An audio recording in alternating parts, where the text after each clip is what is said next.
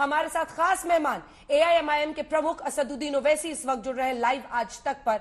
ओवैसी साहब, कोर्ट ने सख्ती दिखाई है, आपके शुरुआती कमेंट्स के साथ शुरुआत करेंगे क्योंकि कोर्ट ने सख्ती दिखाई है, कहा है कि इसकी वजह से पूरे देश में आग लगाई और ऐसा नहीं होना चाहिए था। उनकी जो पिटीशन थी कि सबको दिल्ली ट्रांसफर किया जाए वो सभी लिया, नूपुर ने भी अपना पिटीशन वापस ले लिया है। शुरुआती टिप्पणी आपकी सुप्रीम कोर्ट की प्रोसीडिंग्स पर। मैं देश के प्रधानमंत्री को जिम्मेदार खड़ा करता हूं। देश के प्रधानमंत्री और उनकी सरकार और उनकी पार्टी दिल्ली पुलिस को या जहां जहां पुलिस अपना काम करना चाहती है उनको दबाव डाल रही है कि नुपुर शर्मा को के खिलाफ कोई एक्शन नहीं लिया जाए। मैं आज तक के चैनल पर बैठकर देश की सबसे पॉपुलर एंकर के सामने ये कह रहा हूं और देश के प्रधानमंत्री से अपील करता हूं, क्योंकि वो आपका प्रोग्राम देखते हैं, कि नुपुर शर्मा को ना बचाएं प्लीज। क्योंकि नुपुर शर्मा को आपने सस्पेंड जरूर किया मगर वो पनिशमेंट नहीं है और नुपुर शर्मा एनईसी की मेंबर है।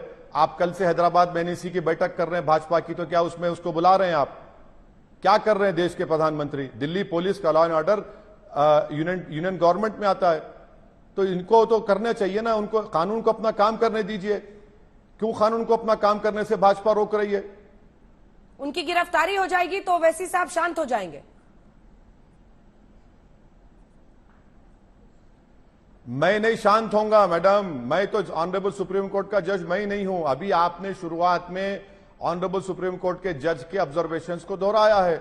मैं ये कह रहा हूं कि दिल्ली पुलिस के ताल्लुक से भी जज साहब ने कहा है, अगर जुबैर 2018 में ट्वीट करता है और 2021 का एक ट्विटर हैंडल कंप्लेन करता है जो आज गायब हो चुका है, तो जुबैर गिरफ्तार हो जाएगा।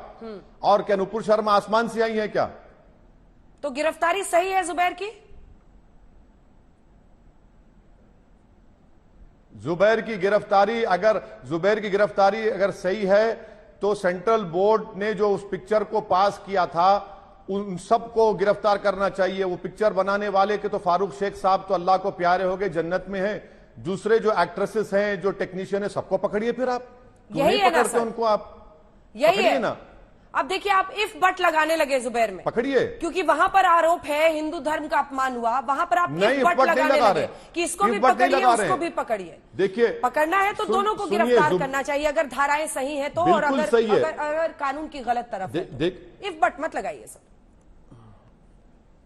नहीं, सुनिए, इफ बट नहीं कह रहा हूं, बिल्कुल नहीं कह रहा हूं। मैं तो कह रहा हूं पकड़िए, पिक्चर के जितने बनाने वाले हैं पकड़िए, चलिए, no without ifs and buts पकड़िए। चलिए, मैं चैलेंज करता हूं, दिल्ली पुलिस पकड़ेगी। मतलब आप कह रहे हैं कि जुबैर की गिरफ्तारी सही है? एक्ट्रेस उसमें पकड़ेगी, उसको क्यों तुमने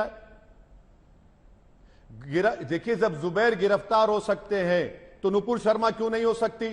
ठीक है, जुबैर को इसलिए गिरफ्तार किया क्योंकि पहले नुपुर शर्मा ने कहा था कि जुबैर ने उस वीडियो को एडिट किया जो झूठ साबित हुआ। जुबैर के खिलाफ नुपुर शर्मा ने कहा। फिर बाद में जब उनकी झूठ सामने आ गई तो कहा कि नहीं, मैंने ऐसा नहीं कहा था, मुझे प्रोवोक किया गया। जब वो भी झूठ साबित हुआ तो उन्होंने इफ आई हैव सेड, अंग्रेजी का आई, कैपिटल आई इस्तेमाल किया, जिसको आज ऑनरेबल जज साहब ने भी आज के केस में जिक्र हुआ उसका। चलिए, अब आते हैं सर उस आग पर जिसका जिक्र आज सुप्रीम कोर्ट ने भी किया है। नुपुर शर्मा ने जो कहा है वो इनडिफेंसिबल है, उसको कोई डिफेंड नहीं कर रहा। जो गलत है, कानून को कार्रवाई करनी चाहिए, गिरफ्तारी बनती है, गिरफ्तार करना चाहिए। लेकिन क्या सिर्फ नुपुर शर्मा के एक बयान से पूरे देश में आग लग गई? क्या उन लोगों का इसमें योगदान नहीं है जिन्होंने मामले को इतना तूल दिया, जिन्होंने कहा कि हर हाल में ये हम बर्दाश्त नहीं करेंगे, हम ये कर देंगे, हम वो कर देंगे? रिलीजियस, क्या एक डे लाइट बीहेडिंग होगी ओवैसी साहब, तभी हम सब जागेंगे कि हम धार्मिक कट्टरवाद को कैसे पनाह देते हैं जब हम इस तरह का गुस्सा और रोष दिखाते हैं। अरे एफआईआर हुआ है, कानून अपना काम करे। ये गली मोहल्लों चौराहों पर जाकर भाषण दे देकर जो लोग उकसा रहे हैं, क्या उन्होंने आग नहीं फैलाई? ये आप पूछ लीजिए ऑनरेबल जज साहब से। आपसे बेहतर कौन पूछ सकता है? आज तक के लॉयर को जाके पूछना चाहिए सुप्रीम कोर्ट के जज साहब से। इसी मुद्दे को उठा दीजिए, ऑनरेबल जज साहब जवाब दे देंगे। आप एक सांसद हैं, मैं आपसे पूछ रही हूँ। प्रैक्टिसिंग लॉयर तो हूं नहीं। ठीक है। अरे मैडम, आप एक सांसद हैं, आपकी बात लोग सुनते हैं सर। जज साहब ने कहा, और एक बात।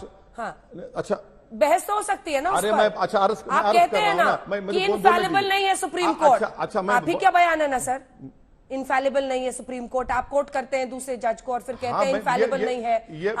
आपने ही अयोध्या के बाद ट्वीट किया था ना सर, तो चर्चा कीजिए ना सर। फिर मैडम बिल्कुल चर्चा कर रहा हूं। आपका बेहद शुक्रिया कि आपने मुझे आने की दावत दी।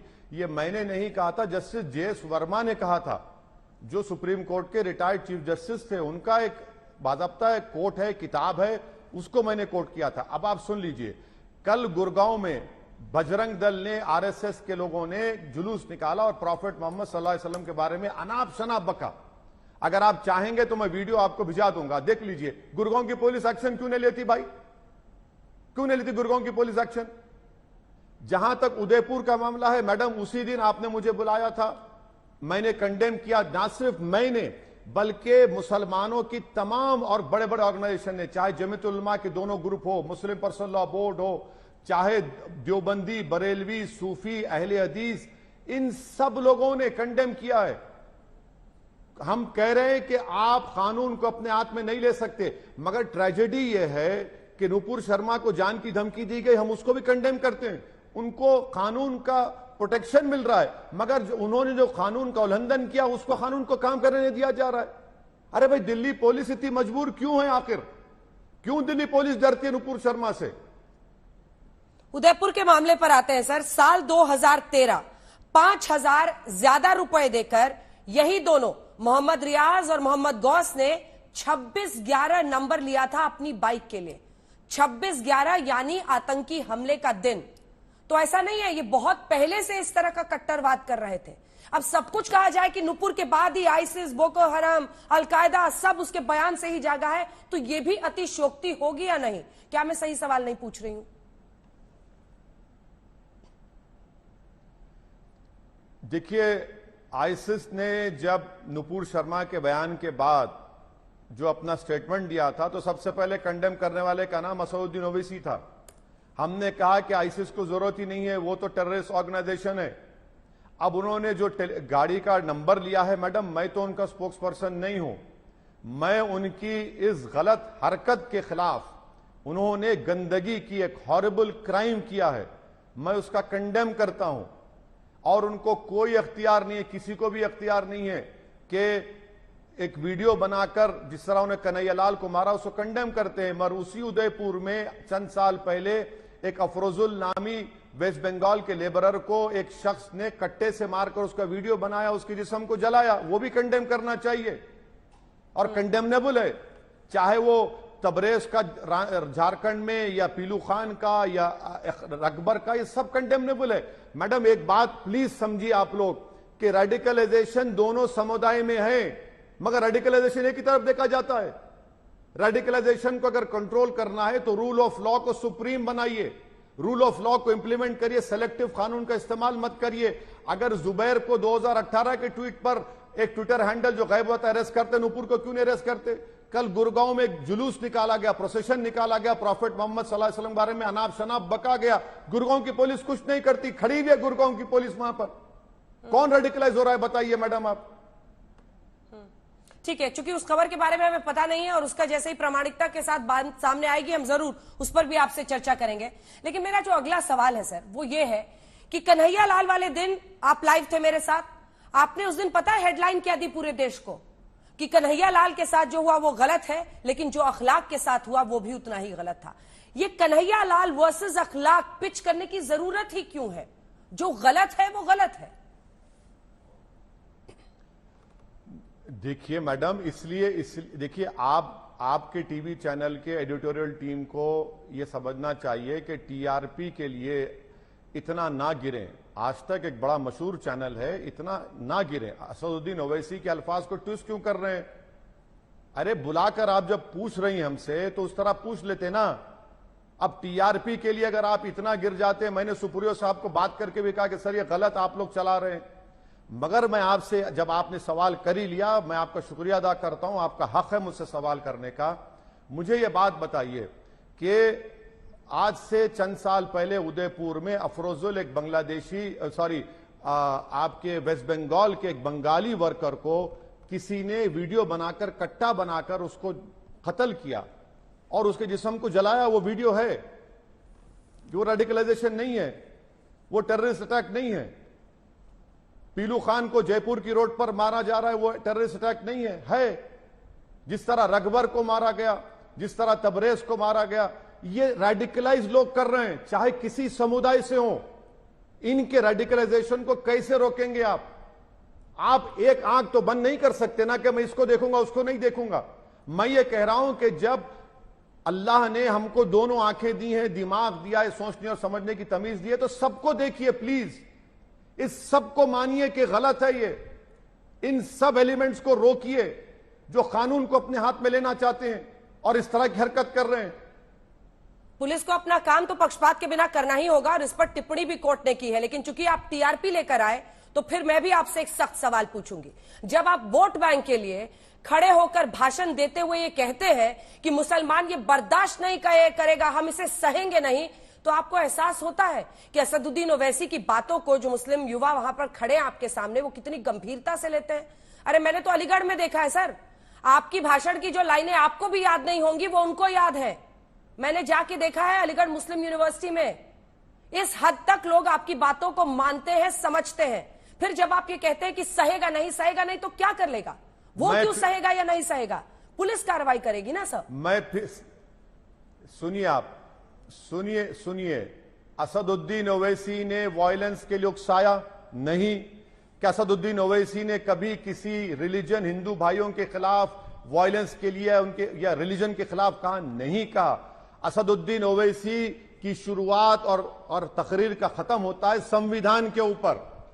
नुपुर शर्मा के खिलाफ मैंने भिवंडी में स्पीच दी और कहा कि कानून को काम करना चाहिए। देश के प्रधानमंत्री से अपील की। हैदराबाद में हमारा प्रोटेस्ट हुआ, जलसा हुआ, हमने कहा कानून कोई हाथ में नहीं लेगा।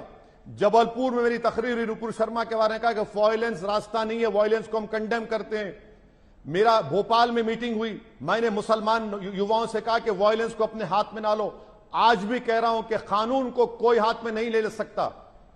रूल ऑफ लॉ सुप्रीम है। मैं आपका शुक्रगुजार हूं। मैं अलीगढ़ मुस्लिम यूनिवर्सिटी के नौजवानों का शुक्रगुजार हूं कि वो उनको मेरे भाषण के लाइंस याद हैं। मैं फिर से कह रहा हूं नौजवानों से कि मायूस मत हो, कानून को अपने हाथ में आप नहीं ले सकते। आपको संविधान के चार दीवारी में रहकर प्रोटेस्ट करने का इख्तियार हासिल है और प्रोटेस्ट करेंगे। नुपुर शर्मा की गिरफ्तारी का डिमांड करना एक जायज डिमांड है और नुपुर शर्मा के खिलाफ कानून को काम करने की इजाजत देश के प्रधानमंत्री को देनी चाहिए। वो एनईसी की मेंबर है, तो क्या कल हैदराबाद में एनईसी पर नुपुर शर्मा को दावत दी गई? क्या उस पर डिस्कशन होगा?